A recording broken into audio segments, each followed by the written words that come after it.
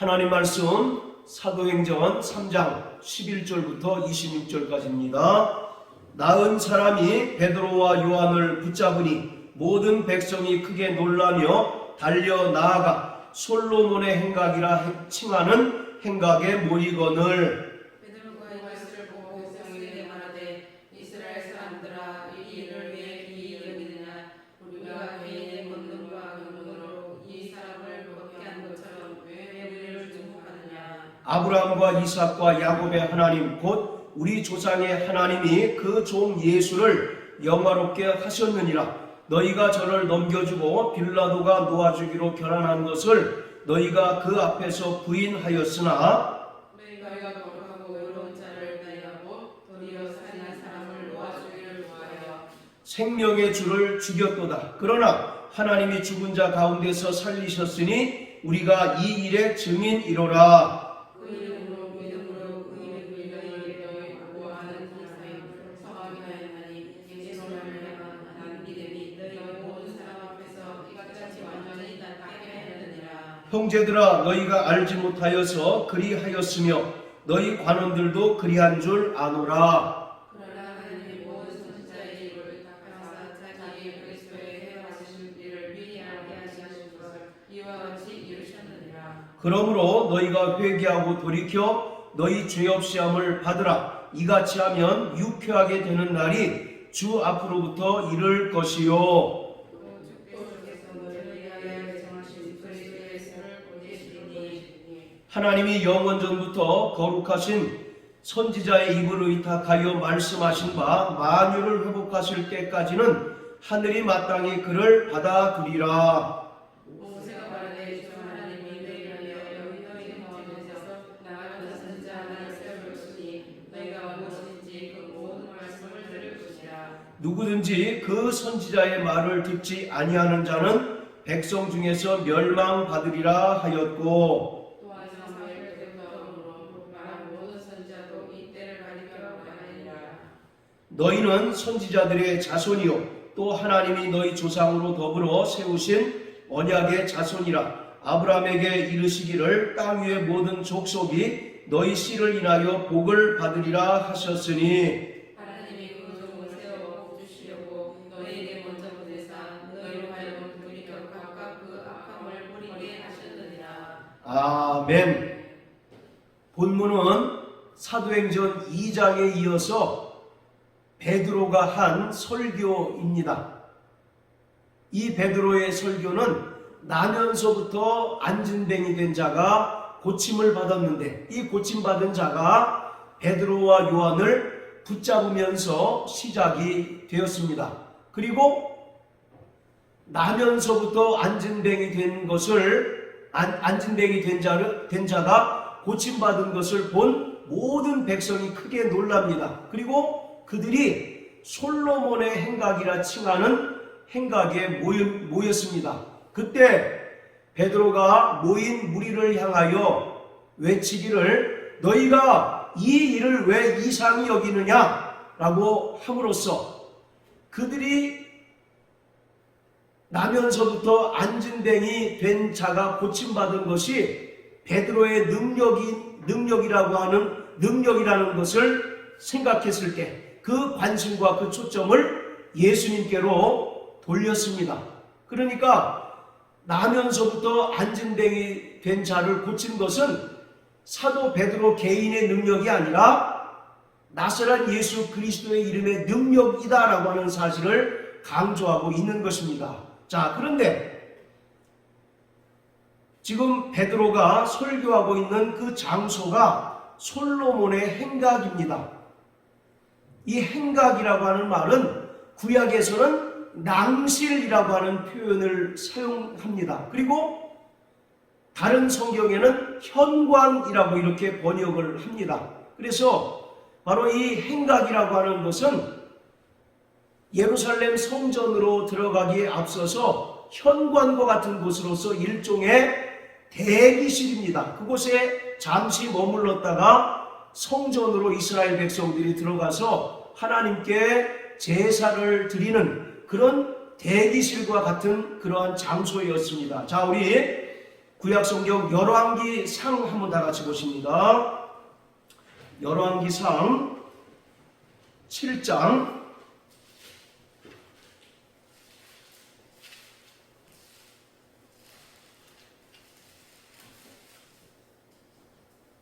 자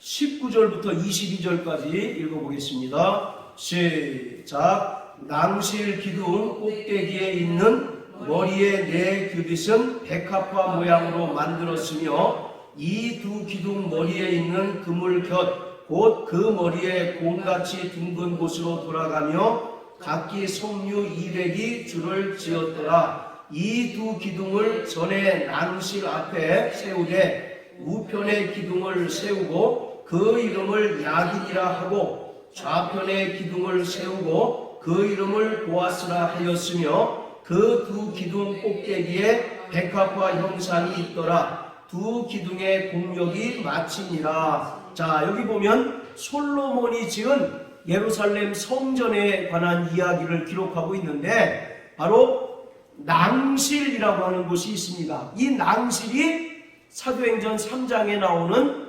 솔로몬의 행각입니다. 솔로몬의 행각이 총 5개가 있는데 베드로가 설교한 그 장소를 솔로몬의 행각이라고 이렇게 이야기합니다.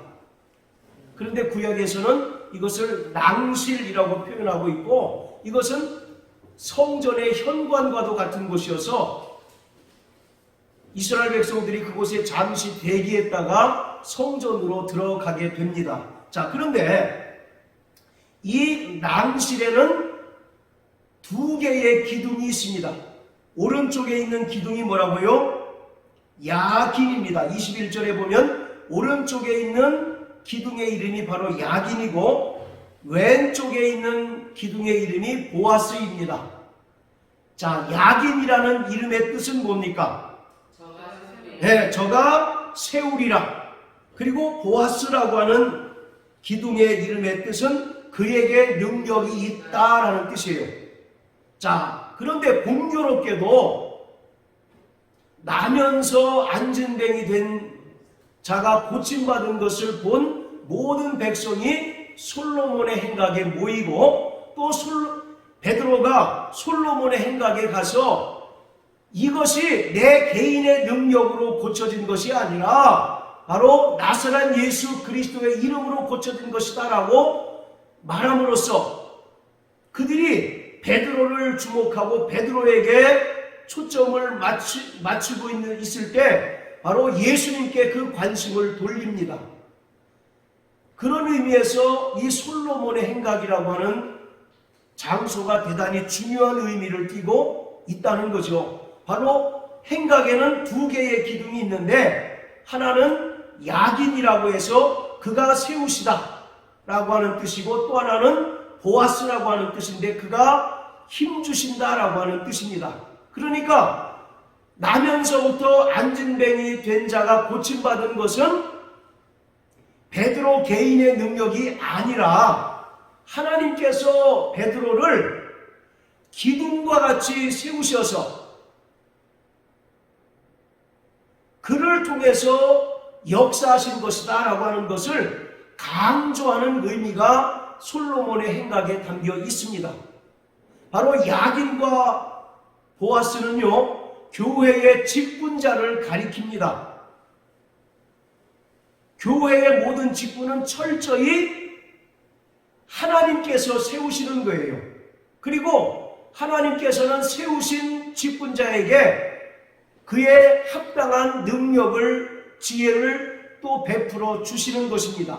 우리가 목사가 될 만해서 목사가 된 것이 아니라 하나님께서 은혜로 우리를 부르시고 세우신 거예요. 할렐루야. 그리고 또 그러한 직분자들에게 하나님께서는 합당한 지혜를 주시고 권능을 주시고 또 능력을 주시는 겁니다. 그렇기 때문에 베드로가 솔로몬 행각에서 설교를 한 것은 나면서부터 안진뱅이 된 자가 고쳐진 그 표적은 철저히 하나님의 역사였다는 사실을 강조하고 있는 것입니다.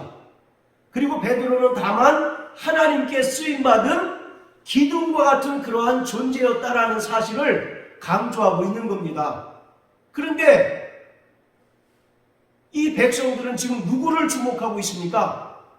베드로를 주목하고 있는 거예요. 아, 저가 너희기에 이런 능력을 행하는가? 라고 베드로를 지금 주목하고 있는 겁니다. 그러한 백성들에게 베드로는 이것은 내 개인의 경건이나 개인의 능력으로 고쳐진 것이 아니라 하나님의 능력으로 고쳐진 것이고, 다만 베드로 자신은 하나님께 쓰임받은 도구일 뿐이다라는 사실을 지금 강조하고 있는 겁니다.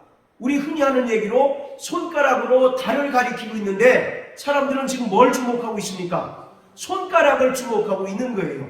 지금 그 얘기를 하고 있는 것입니다. 자, 우리 신약성경 갈라디아서 2장을 다 같이 한번 보십니다. 갈라디아서 2장. 자, 9절 같이 읽겠습니다. 시작. 또 내게 주신 은혜를 알므로 기둥같이 여기는 야고보와 게바와 요한도 나와 바나바에게 교제의 악수를 하였으니 이는 우리는 이방인에게로 저희는 할례자에게로 가게 하려 함이라. 자, 여기 보면 야고보와 게바와 요한을 하나님께서 기둥과 같이 여기셨다라고 말씀하고 있어요. 그것이 바로 솔로몬의 행각과 연결이 되고 있는 것입니다. 그러니까 다시 말씀드리지만 베드로는 단지 하나님의 일꾼으로서 하나님께 쓰임받은 도구일 뿐이지 그 능력은 누구로부터 기인했다는 얘기입니까? 하나님으로부터 나왔다는 것을 강조하고 있는 것이에요.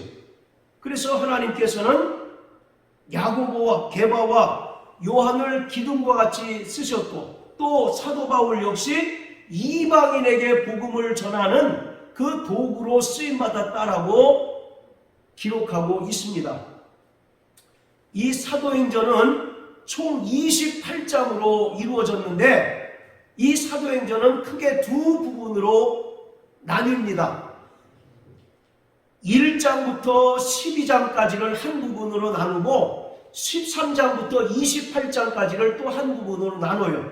그래서 1장부터 12장까지는 오순절 성령 강림으로 인하여 이 땅에 세워진 최초의 교회, 즉 모교회로서의 예루살렘 교회를 이야기하고 있습니다.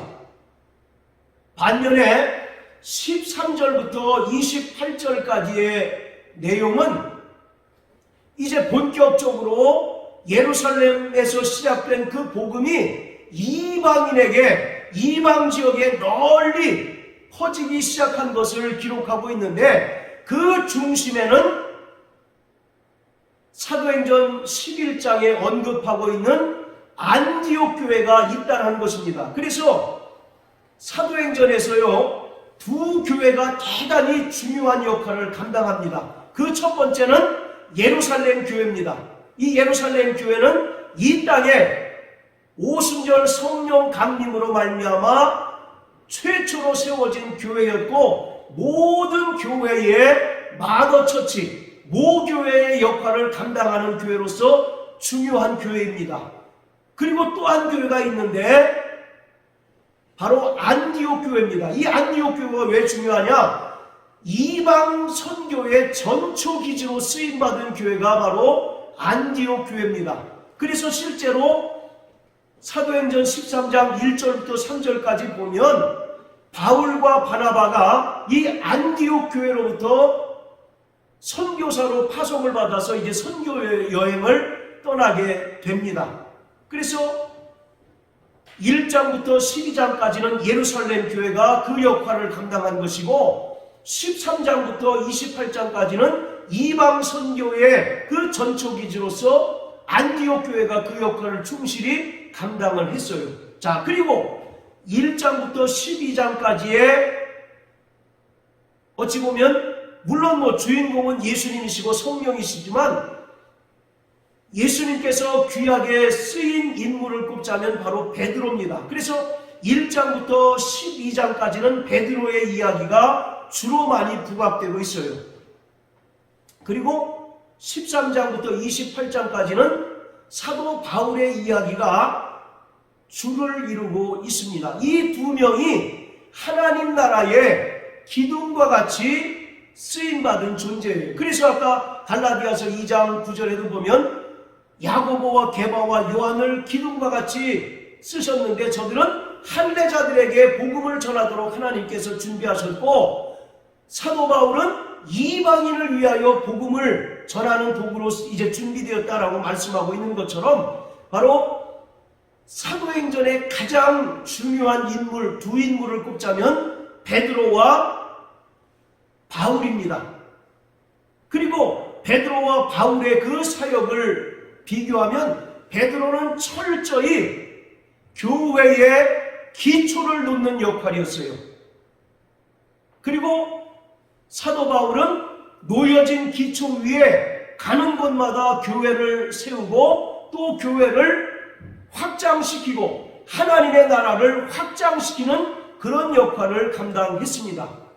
그래서 사도행전에서 가장 중요한 두 인물을 꼽자면, 물론 그 외에 나머지 사도들도 하나님 앞에 귀하게 쓰임받고 또 무명의 성도들도 다 제 역할을 감당했지만, 하나님 나라의 확장이라고 하는 측면에서 또 교회의 측면에서 베드로는 철저히 그 기초를 놓았고요, 사도 바울은 놓여진 기초 위에 교회를 세우고 또 교회를 확장하고 하나님 나라를 확장시키는 데 중요한 역할을 감당했습니다. 그래서 에베소서 2장, 자 우리 또 에베소서 2장을 다 같이 한번 보십니다.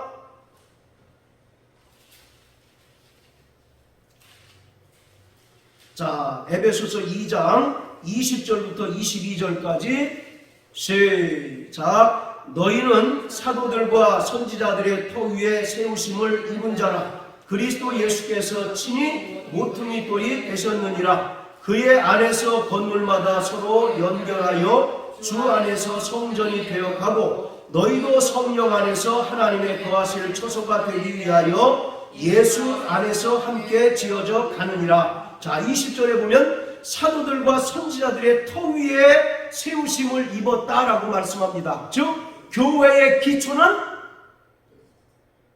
사도와 선지자들이라는 것을 말하고 있어요. 이 역할을 가장 잘 감당했던 인물이 바로 베드로라는 것입니다. 그리고 그 뒤에 보면 성전인 교회가 계속 지어져 가고 있다고 말하고 있는데, 이 역할을 충실하게 감당한 사람이 누굽니까? 바로 사도 바울이었다라고 하는 것을 말하고 있습니다. 자, 이처럼 베드로와 사도 바울은 사도행전에 있어서 두 축이고 두 기둥입니다. 그 중에서 오늘 베드로에 관한 이야기인데, 바로 철저히 베드로가 교회의 기초를 놓게 된 것은 그가 예수님으로부터 천국 열쇠를 받았기 때문입니다. 마태복음 16장 19절에 보면 예수님께서 베드로에게 말씀하시기를, 내가 너에게 천국 열쇠를 주노니 땅에서 매면 하늘에서도 맬 것이고 땅에서 풀면 하늘에서도 풀 것이다 라고 이와 같이 말씀하고 있습니다. 이것은 베드로가, 우리가 잘 알고 있는 것처럼 베드로가 주는 그리스도시요 살아계신 하나님의 아들이십니다 라고 고백하였던 그 신앙 고백과 또 사도의 역할을 염두에 둔 바로 그러한 이제 표현입니다. 그리고 베드로는 이 역할을 충실하게 감당을 했습니다. 바로 천국 열쇠가 뭐겠습니까? 천국 열쇠는 가장 쉬운 표현으로 천국을 열거나 닫을 수 있는 열쇠를 말합니다. 내가 너에게 천국 열쇠를 주노니 땅에서 매면 하늘에서도 매일 것이고 또 땅에서 풀면 하늘에서도 풀릴 것이다 라고 예수님께서 베드로에게 말씀하셨는데, 바로 이 천국 열쇠는 무엇이냐면 하나님 나라를 열거나 닫을 수 있는 열쇠입니다. 이 열쇠는 본래 누가 가지고 있었느냐? 바로 예수님께서 이 열쇠를 가지고 계셨어요. 그런데 그 열쇠를 사도 베드로에게 예수님께서 위임하시고 바로 사도 베드로에게 주신 것입니다. 자, 계시록 1장을 다 같이 한번 보시겠어요? 계시록 1장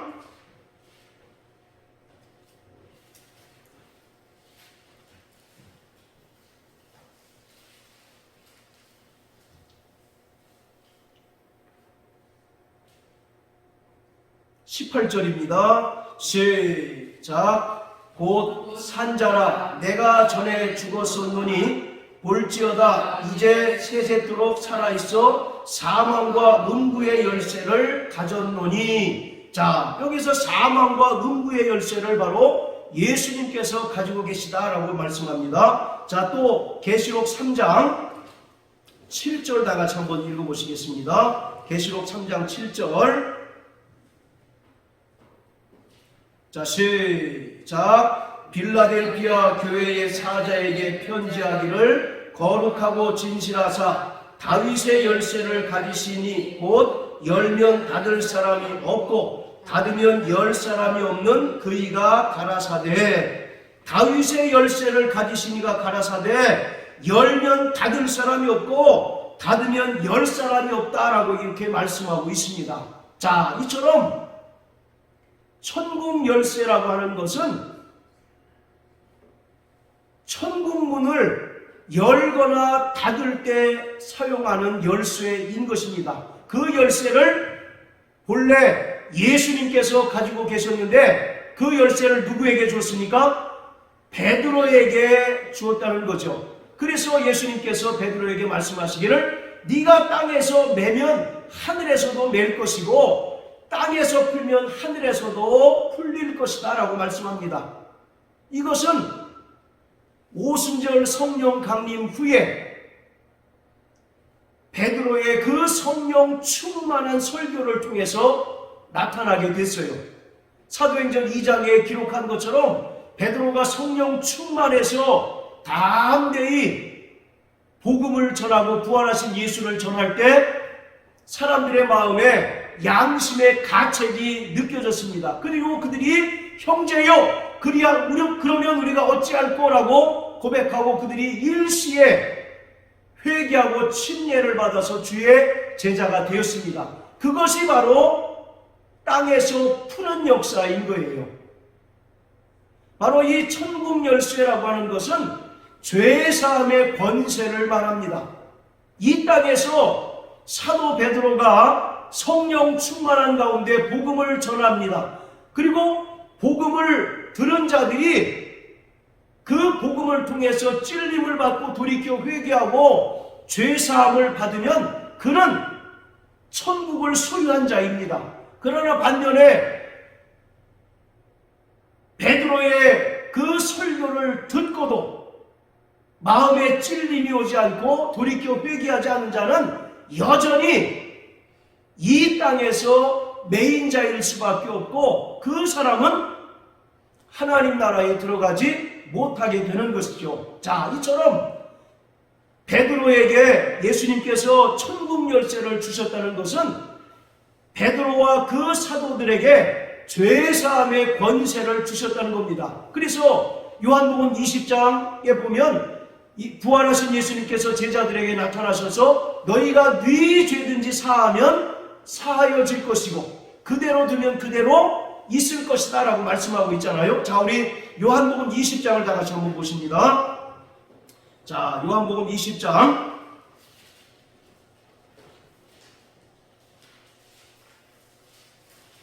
자, 21절부터 23절까지 같이 읽겠습니다. 시작. 예수께서 또 가라사대 너희에게 평강이 있을지어다. 아버지께서 나를 보내신 것 같이 나도 너희를 보내노라. 이 말씀을 하시고 저희를 향하사 숨을 내쉬며 가라사대 성령을 받으라. 너희가 네 죄든지 사하면 사하여 질 것이요 네 죄든지 그대로 두면 그대로 있으리라 하시니라. 자, 21절에 보면 부활하신 예수님께서 제자들에게 나타나셔서 아버지께서 나를 보내신 것처럼 나도 너희를 세상에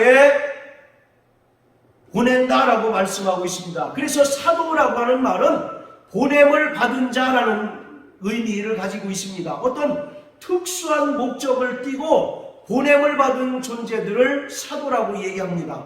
그래서 예수님은 바로 하나님의 종이고 또 하나님의 사도가 되는 것이에요. 예수님께서 이 땅에 보내심을 받았는데 무슨 목적으로 이 땅에 보내심을 받았습니까? 그가 십자가에 달려 죽으심으로써 죄인들을 구원하시기 위하여 이 땅에 보내심을 받은 거죠. 그 후에 예수님께서 부활 승천하셔서 제자들에게 나타나셔서 너희에게 성령을 보내줄 터이니 너희가 네 죄든지 사하면 사하여질 것이고 네 죄든지 그대로 두면 그대로 있으리라 라고 말씀하고 있는데 바로 이것이 죄사함의 권세를 말하는 것이고 이것이 바로 천국 열쇠를 말하는 것입니다. 우리가 직접적으로 죄를 사하는 권세가 있는 것은 아닙니다. 마태복음 9장에 보면 예수님 앞에 중풍병자를 친구들이 데리고 이제 옵니다. 그때 예수님께서 뭐라고 말씀하십니까? 소자야 안심하라 내 죄사함을 받았느니라 이렇게 선언했더니 중풍병자가 병에서 고침을 받고 자기 침상을 들고 일어나 걸어가죠. 그때 주위에 있던 많은 유대인들이 수군거리면서 말하기를 저가 위기에 죄를 사하는가 라고 이와 같이 말하죠. 그때 예수님께서는 인자가 죄사함의 권세가 있다라고 담대하게 선언하고 있습니다. 이처럼 예수님께서는 영원전부터 하나님과 함께 계셨던 하나님이시며 하나님의 아들이시기 때문에 직접적으로 죄사함의 권세가 있으십니다. 그러나 모든 인간이 직접적으로 죄를 사하는 권세가 있는 것은 아닙니다. 다만 성령으로 복음을 전파함으로써 그 복음을 들은 자들이 바로 죄사함을 얻게 하는 것이고 그러나 그 복음을 듣고도 그 복음을 듣고도 회개하지 않는 자는 여전히 죄사함을 받지 못한다는 거죠. 그래서 바로 베드로에게 천국 열쇠를 주셨다라고 하는 말은 베드로와 다른 사도들 그리고 모든 성도들이 복음을 전함으로 말미암아 그 복음을 듣고 회개한 자들에게 죄사함을 받게 한다는 의미인 것입니다. 할렐루야. 바로 그것이 천국 열쇠인 것이고 오늘날 그 천국 열쇠는 지상에 세워진 주님의 몸된 교회에게 주어진 거예요. 천주교는 베드로 개인에게만 천국 열쇠가 주어졌다고 주장을 함으로써 카톨릭의 초대 교황을 베드로라고 인정을 합니다. 그러나 이것은 사도의 대표되기 때문에 베드로에게 준 것이지 모든 교회에게 주었다라고 해석하는 것이 온당합니다. 자, 어쨌든 예수님께서 베드로에게 천국 열쇠를 주셨고 베드로가 가는 곳마다 복음을 증거할 때 복음을 전할 때 그 복음을 듣고 회개하는 자들이 죄사함을 받고 또 제자가 되는 역사가 나타났어요. 그것이 바로 예수님께서 하신 그 천국 열쇠를 주셨다라고 하는 말씀이 그대로 응하여지고 성취된 것입니다. 자, 베드로는요 사도행전 1장부터 12장까지에서 무려 3번 천국 열쇠를 가지고 천국문을 활짝 열어 제친 장군입니다. 첫째는 사도행전 2장에서 그가 성령 충만해서 복음을 전할 때 무려 3,000명이 일시에 돌아오는 역사가 있었죠. 첫 번째는 유대인들이 돌아오는 그런 강력한 역사가 있었습니다. 그리고 두 번째는 사도행전 8장에 보면 베드로와 요한이 사마리아 지역에 가서 사마리아 사람들을 위해서 간절히 기도할 때 그들이 성령을 받고 또 사마리아의 교회가 세워지게 됩니다. 그래서 두 번째, 바로 베드로가 천국 열쇠를 통해서 하늘문을 열고 교회를 세웠는데 그 대상이 바로 사마리아입니다. 자, 우리 사도행전 8장 한번 다 같이 보세요.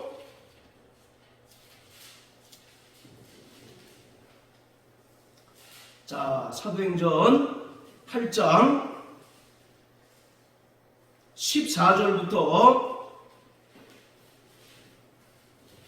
24절까지 다 같이 읽겠습니다. 시작. 예루살렘에 있는 사도들이 사마리아도 하나님의 말씀을 받았다 함을 듣고 베드로와 요한을 보내매 그들이 내려가서 저희를 위하여 성령 받기를 기도하니 이는 아직 한 사람에게도 성령 내리신 일이 없고 오직 주 예수의 이름으로 침례만 받을 뿐이로라. 이에 두 사도가 저희에게 안수함에 성령을 받는지라. 시몬이 사도들의 안수함으로 성령 받는 것을 보고 돈을 들여 가로되 이 권능을 내게도 주어 누구든지 내게 안수하는 사람은 성령을 받게 하여 주소서 하니 베드로가 가로되 내가 하나님의 선물을 돈 주고 살 줄로 생각하였으니 내 은과 내가 함께 망할지어다. 하나님 앞에서 내 마음이 바르지 못하니 이 도에는 내가 관계도 없고 분깃될 것도 없느니라. 그러므로 너의 이 악함을 회개하고 주께 기도하라. 혹 마음에 품은 것을 사하여 주시리라. 내가 보니 너는 악독이 가득하며 불의에 매인 바 되었도다. 시몬이 대답하여 가로되 나를 위하여 주께 기도하여 말한 것을 이 하나도 내게 임하지 말게 하소서 하니라. 자, 25절까지요. 두 사도가 주의 말씀을 증거하여 말한 후 예루살렘으로 돌아갈새 사마리아인의 여러 촌에서 복음을 전하니라. 자, 베드로가 사도행전 2장에서는 오순절 절기를 지키러 온 유대인들을 대상으로 복음을 전할 때 그들이 마음의 찔림을 받아서 회개하고 돌이켜 예수를 믿게 되었습니다. 그리고 두 번째로는 사마리아 지역에 가서 이제 복음을 전했는데 사도행전 7장에 보면 예루살렘 교회에 극심한 박해가 이제 임했습니다. 그 박해로 인해서 예루살렘 성도들이 이제 뿔뿔이 흩어졌는데 그 일부가 사마리아 지역에 가서 복음을 전합니다. 그래서 사마리아 지역에도 복음이 전파됐다는 것을 예루살렘 교회가 듣고 두 명의 사도를 이제 보내는데 그 두 명이 바로 베드로와 요한이에요. 그래서 이 두 명이 가서 바로 사마리아 사람들을 위하여 간절히 기도할 때 그들이 다 성령의 충만함을 받고 방언을 말하기 시작합니다. 그리고 베드로와 요한이 사마리아 지역에서 이제 복음을 전함으로 사마리아 지역도 복음을 이제 듣고 또 교회가 세워지는 역사가 나타나게 되는 거죠. 자, 그리고 세 번째는 사도행전 10장에 나오는 이방인 백부장 고넬료의 집에 가서 복음을 전한 것입니다. 하나님께서 베드로에게 환상을 보여주십니다.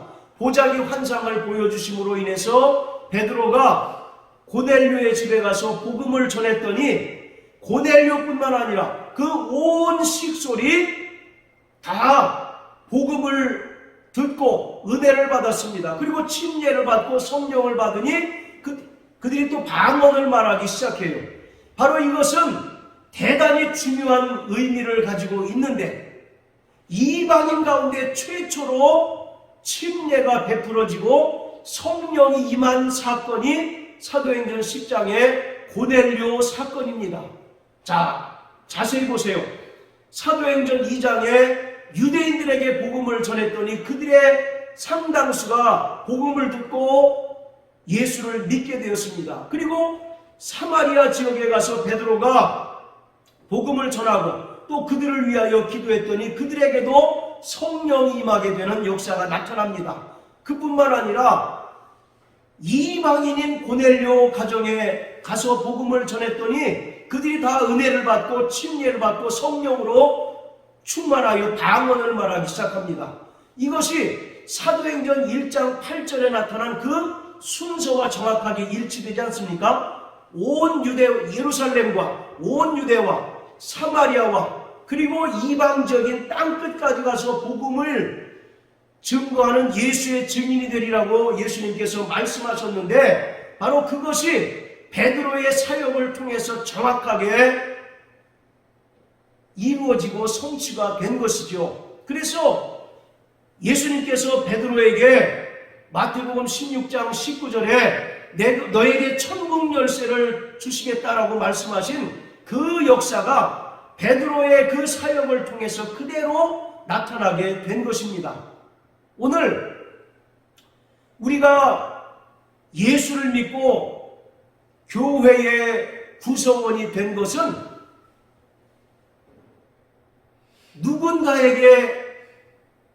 누군가가 전파한 그 복음을 듣고 우리에게 있어서 천국문이 열린 그 결과인 것입니다. 오늘 베드로가 복음을 전파했을 때 그 복음을 듣고 회개하여 구원 얻음으로 말미암아 천국문이 활짝 열린 것처럼 오늘 저와 여러분들도 예수 그리스도를 믿음으로 말미암아 구원받았다는 것은 바로 우리에게 있어서 천국문이 활짝 열린 그 결과라는 것을 오늘 우리는 이 성경을 통해서 알 수가 있는 거예요.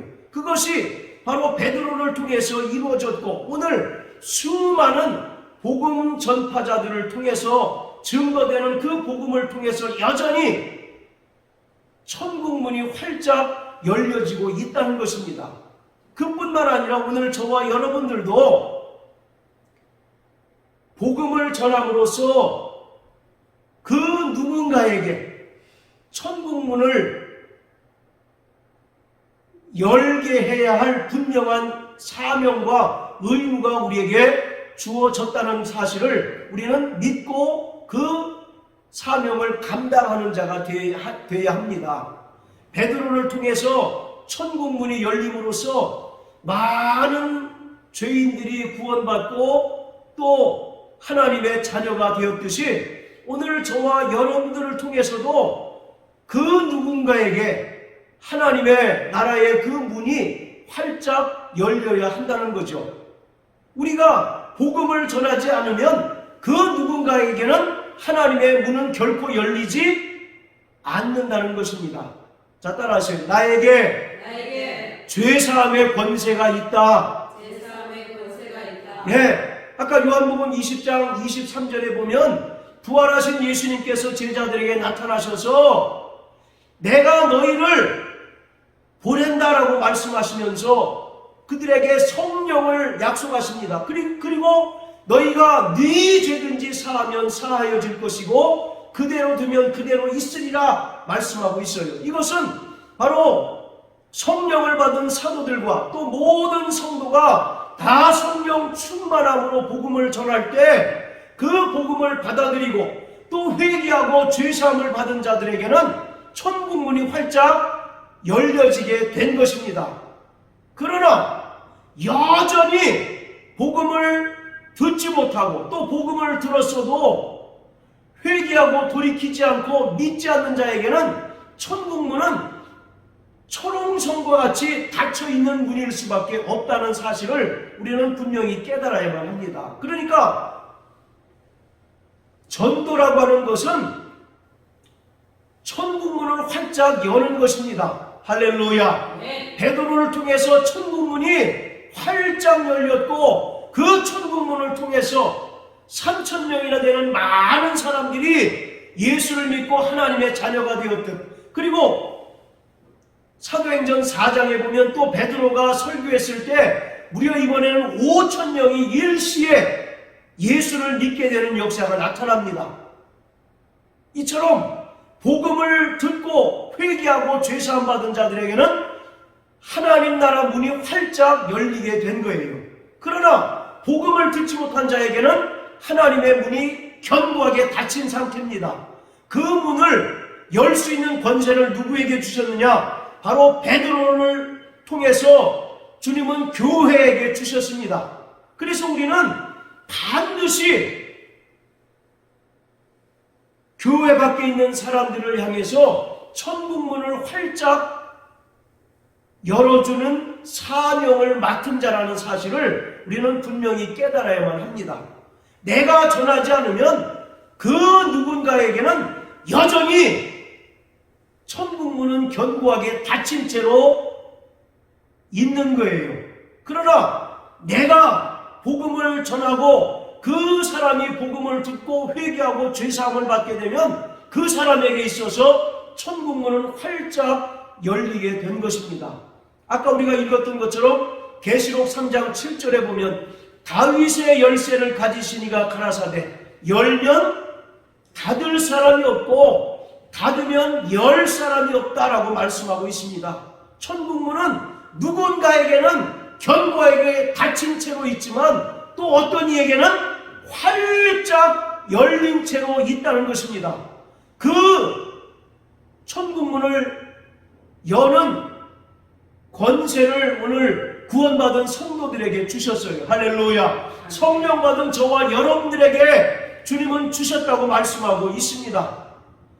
베드로가 주는 그리스도시요 살아계신 하나님의 아들이십니다 라고 고백했을 때 예수님께서 베드로를 칭찬하시면서 너에게 천국 열쇠를 주노니 땅에서 매면 하늘에서도 매일 것이고 땅에서 풀면 하늘에서도 풀리리라 이와 같이 말씀하고 있습니다. 여러분, 매고 푼다는 게 무슨 의미입니까?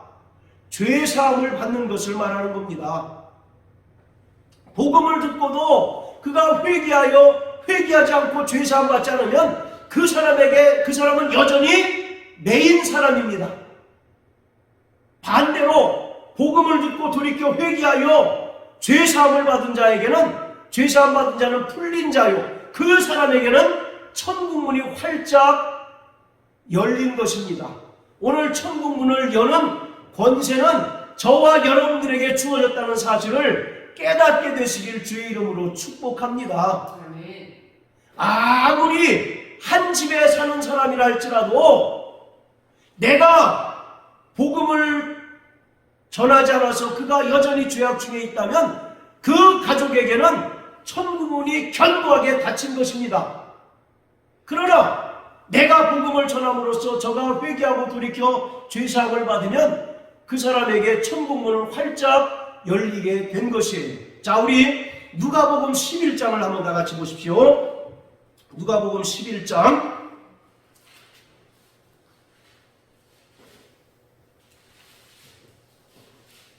자, 52절 시작. 화 있을진저 너희 율법사요 너희가 지식의 열쇠를 가져가고 너희도 들어가지 않고 또 들어가고자 하는 자도 막았느니라 하시니라. 예수님께서 율법사들을 맹렬히 비난하십니다. 너희가 지식의 열쇠를 가져가고 너희도 들어가지 않고 또 들어가고자 하는 자도 막았다라고 말합니다. 자, 따라하세요. 지식의 열쇠. 지식의 열쇠. 이 지식의 열쇠는 뭘까요? 율법사들은 하나님 나라와 성경에 대하여 자신들이 최고의 지식을 가지고 있다고 여기는 거예요. 그래서 자신들이 가르치는 그 지식을 따라서 쫓아오는 자는 천국을 얻을 수 있고 구원받을 수 없다고 자만하는 자들입니다. 그렇기 때문에 하나님 나라와 천국에 관한 한 또 성경에 관한 한 자신들보다 더 지식적으로 뛰어난 자가 없다라고 말하고 있는 겁니다. 그러니까 자신들은 하나님 나라나 성경에 관하여 지식을 독점하는 자다라고 이렇게 생각했다는 겁니다. 그런데 그들이 잘못된 지식을 전달해 줌으로 인해서 자신들도 천국에 들어가지 못하고 또 들어가기를 힘쓰는 자들도 오히려 천국 문을 막는 결과를 초래했다라고 예수님께서 맹렬히 비난하는 겁니다. 왜 율법사, 바리새인들이 이런 비난을 받아야 할까요? 그들은 어떻게 해야 구원받을 수 있다고 생각합니까? 율법을 열심히 잘 지킴으로써 구원받을 수 있다고 생각을 하잖아요. 그래서 바리새인들은 일주일에 2번씩 금식합니다. 그리고 박하와 회양과 근처의 11조도 철저하게 드려요. 그래야만 그들은 의로워질 수 있고, 그래야만 구원받을 수 있고, 그래야만 천국 갈 수 있다라고 생각하고 있기 때문입니다. 그래서 그들은 솔선수범해서 그와 같이 철저하게 율법을 지켜요. 그러면서 그들로부터 가르침을 받는 자들에게 나와 같이, 우리와 같이 해야 너희도 천국 갈 수 있다라고 가르친다는 겁니다. 그런데 예수님의 주장은 뭐였어요? 천하인간에게 율법을 통해서 구원받을 수 있는 존재가 없다는 거죠. 율법으로 의로워질 수 없고, 율법으로 구원받을 수 없고, 율법으로 천국 갈 수 있는 존재는 한 명도 없다는 겁니다. 왜냐하면 다만 이 율법이라고 하는 것은 죄를 깨닫게 하고 정죄하는 법이기 때문에 이 율법을 통해서 어느 누구도 구원받을 수 없다는 것을 예수님께서 공생의 기간 동안 가르치시잖아요. 그래서 이 사복음서는 바리새인들과 예수님의 충돌입니다. 쉽게 얘기해서 복음과 율법의 충돌이 바로 사복음서예요. 율법을 따를 것이냐 복음을 따를 것이냐 그것을 이야기하는 것이 바로 사복음서입니다. 유대인들과 바리새인들은 철저히 율법으로 의로워지려고 했지만 예수님이 이 땅에 오셔서 아니다! 율법으로 의로워질 육체가 하나도 없으니 너희는 율법을 버리고 은혜를 믿어야 구원받는다라고 가르쳤기 때문에 바리새인들 입장에서 예수님은 눈에 가시처럼 여겨지는 존재였고 결국 죽일 수밖에 없었던 거예요. 그러면서 예수님께서 뭐라고 말씀하십니까? 수고하고 무거운 짐진 자들아 다 나에게 오라. 나의 멍에는 가볍고 편하다라고 말씀하고 있잖아요. 수고하고 무거운 짐이 뭡니까? 율법의 짐이에요. 여러분, 구약에서 1년에 단 한 차례만 금식할 것을 명령합니다. 그 날이 언제냐? 대속죄일날 하루만 너희 몸을 괴롭게 하라고 말씀하고 있어요. 몸을 괴롭게 한다는 얘기는 금식하라는 겁니다. 그런데 후대에 가면 하루만 규정한 금식의 날이 4일로 늘어나요. 여러 가지 이유를 들어서 이 날은 우리가 금식해야 되지 않느냐라고 해서 1년에 4일로 금식의 날이 늘어납니다. 그런데 바리새인들은 그것을 더 확대시켜서 일주일에 몇 번 금식했다고요? 이틀간 금식해요. 그러면 1년에 며칠 금식한 겁니까? 104일을 금식한 거잖아요. 거의 3분의 1을 금식하는 겁니다. 그럼 어떻게 살겠어요, 사람이? 물론 또 그 나름대로 사는 사람이 있겠지만 그렇게 자꾸 사람들은 더 수고하고 무거운 짐을 지게 하는 자들입니다.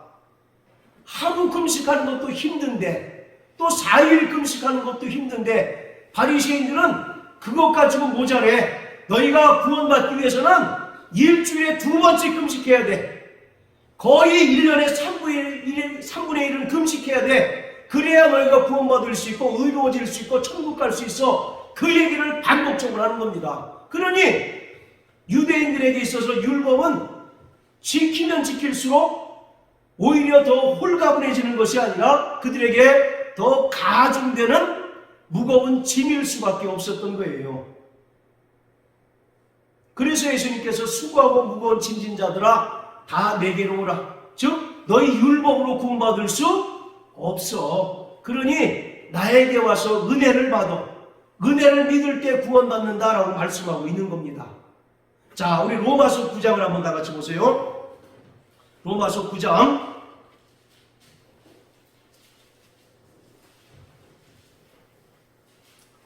자, 30절부터 33절까지 우리 김 집사님 한번 읽어주십시오. 그런즉 우리가 무슨 말하리요? 의를 좇지 아니한 이방인들이 의를 얻었으니 곧 믿음에서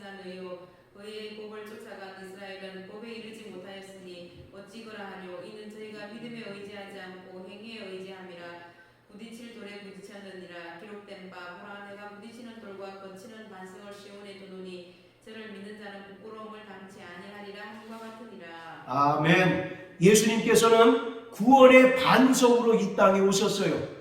그런데 유대인들은 구원의 반석으로 오신 예수님을 어떻게 취급했느냐면 33절에 보면 부딪히는 돌과 거치는 반석으로 취급했다는 겁니다. 즉 자신들을 실족해 하고 자신들을 넘어뜨리는 존재로 여겼다는 겁니다.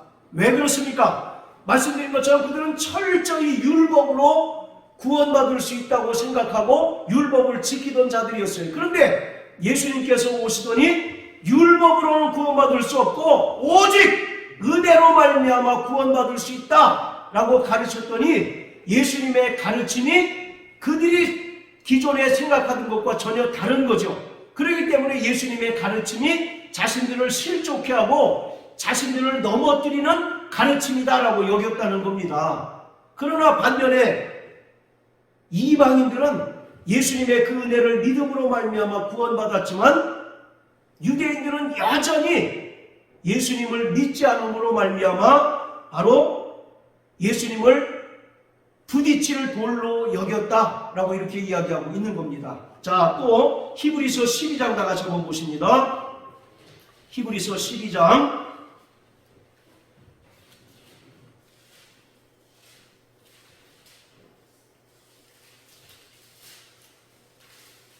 자, 1절 다 같이 읽겠습니다. 시작. 이러므로 우리에게 구름같이 둘러싼 허다한 증인들이 있으니 모든 무거운 것과 얽매이기 쉬운 죄를 벗어버리고 인내로서 우리 앞에 당한 경주를 경주하며. 자, 구원받은 성도들은 믿음의 경주를 경주하는 자라고 말하고 있습니다. 이 믿음의 경주라고 하는 말은 당시에 성행하던 고대 올림픽의 그 장거리 달리기를 성도들의 신앙에 비유하고 있는 겁니다. 그러니까 모든 구원받은 성도들은 믿음의 달리기를 하고 있다라고 얘기하고 있는 겁니다. 자, 그런데 이 믿음의 경주에 참전한 자가 반드시 해야 될 두 가지가 있어요.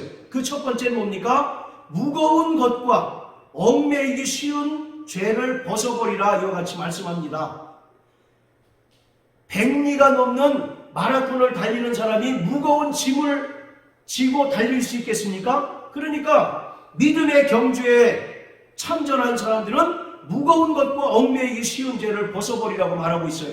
자, 그런데 여기서 무거운 것은 뭘 얘기를 할까요?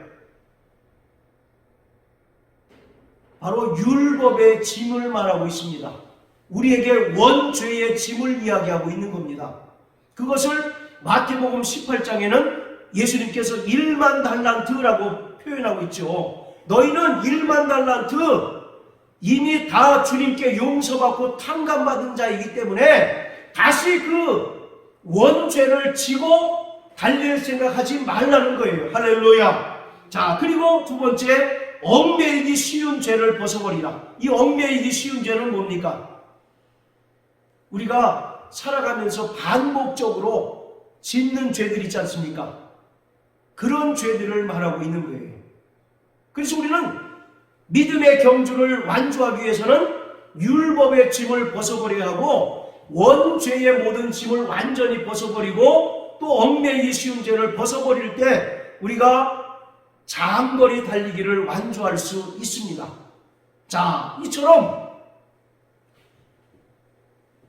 우리는 주님으로부터 천국 열쇠를 부여받은 자입니다. 할렐루야. 그런데 율법사와 바리새인들은 자기가 가진 그 지식의 열쇠로 천국 들어가는 사람들을 철저히 막고 있어요. 예수님께서는 오직 은혜로 말미암아 천국에 간다라고 이와 같이 말씀하시는데 그들은 아니야, 율법을 행함으로 구원받고 천국 들어가고 의로워질 수 있다라고 생각을 하는 거죠. 그렇기 때문에 자기도 천국에 들어가지 않을 뿐만 아니라 천국에 들어가려고 하는 사람들을 철저히 막고 있다는 것입니다. 이 말씀을 왜 드리냐면 당신이 율법사가 아닌지 돌아보라는 얘기입니다. 내가 천국 복음을 전하지 않으면 바리새인들이 율법사들이 예수님께 책망을 받은 것처럼 오늘 우리도 그렇게 책망을 받을 수밖에 없다는 것입니다. 할렐루야. 그러기 때문에 우리는 만나는 누구에게나 천국 문을 활짝 열을 수 있도록 천국 복음을 전하는 자가 되어야 하는 것입니다. 할렐루야. 바로 베드로가 주님으로부터 천국 열쇠를 받은 후에 먼저는 유대인에게 가서 천국 복음을 전함으로 구원받게 하였고, 또 그 다음에 사마리아 지역에 가서 복음을 전함으로 사마리아 지역 사람들이 구원받고, 또 그곳에 교회를 세우게 하였고, 또 사도행전 10장에 이방인인 고넬료 가정의 모든 가족들이 다 구원받고 성령을 받고 방언을 말하도록 그가 천국 복음을 전파함으로써 그들을 구원하게 하였던 것처럼 오늘 우리도 그와 같은 역할을 감당해야 한다는 것입니다. 할렐루야. 바로 그 역할을 감당하기 위해서 주님이 우리를 부르셨습니다. 그리고 우리에게 합당한 능력을 주셨어요. 그게 바로 야긴과 보아스입니다. 아까 솔로몬 행각에 2개의 기둥이 있다고 말씀드렸죠. 첫째 야긴, 따라서 야긴. 그 뜻이 뭐였습니까? 그가 일으켜 세우신다 이 말입니다. 우리를 다 성도로 부르셨다는 거예요. 그리고 왼편에 있는 기둥은 뭐였습니까? 보아스. 보아스는 무슨 뜻이에요? 그에게 힘이 있다. 그에게 능력이 있다는 겁니다. 그러니까 사도 베드로가 나면서부터 안진뱅이 된 자를 고친 것은 베드로의 능력이 아니라 하나님의 능력으로서 베드로는 그것에 쓰임받은 도구요 기둥일 뿐이라는 겁니다. 할렐루야.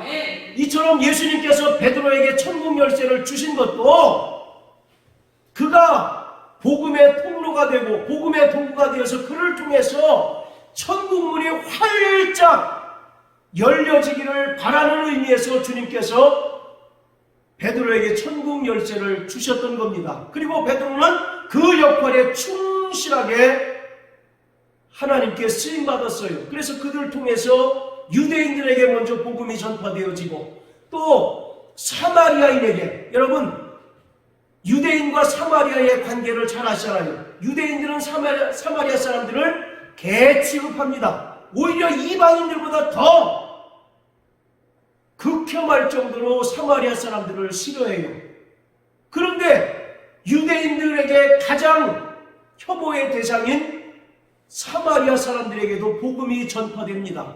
그리고 나중에 이방인 고넬료를 통해서 이방 선교의 문이 활짝 열리게 되는 놀라운 역사가 나타나게 됩니다. 오늘 베드로와 같이 저와 여러분들도, 성령을 받은 저와 여러분들도 천국 문을 활짝 열 수 있는 그런 일꾼으로 주님께서 부르셨습니다. 그런데 우리가 전하지 않고 우리의 입술을 벌려서 예수님의 죽으심과 부활을 증거하지 않는다면 우리는 예수님께서 바리새인들과 율법사를 책망하신 것처럼 너희도 천국에 들어가지 않으면서 천국에 들어가려고 하는 자도 너희가 망했도다 라는 책망을 받을 수밖에 없다는 것입니다. 그러므로 날마다 기도하십시오. 주님, 성령으로 나를 충만케 하셔서 내가 기둥과 같이 사용되게 하여 주옵소서. 정말 야긴의 기둥처럼 주님께서 나를 부르셨고 나는 철저히 주님의 종입니다. 주님의 뜻대로 쓰임받게 하여 주옵소서. 할렐루야. 그리고 우리가 정말 그 역할을 감당할 때 주님, 내 능력으로서가 아니라 주님께서 주신 그 능력으로 나를 사용하시고 온전히 그 역할을 감당할 수 있도록 도와주십시오. 그래서 나를 통해서 천국 문이 활짝 열려지는 놀라운 역사가 나타나게 되기를 주님의 이름으로 축복합니다. 할렐루야.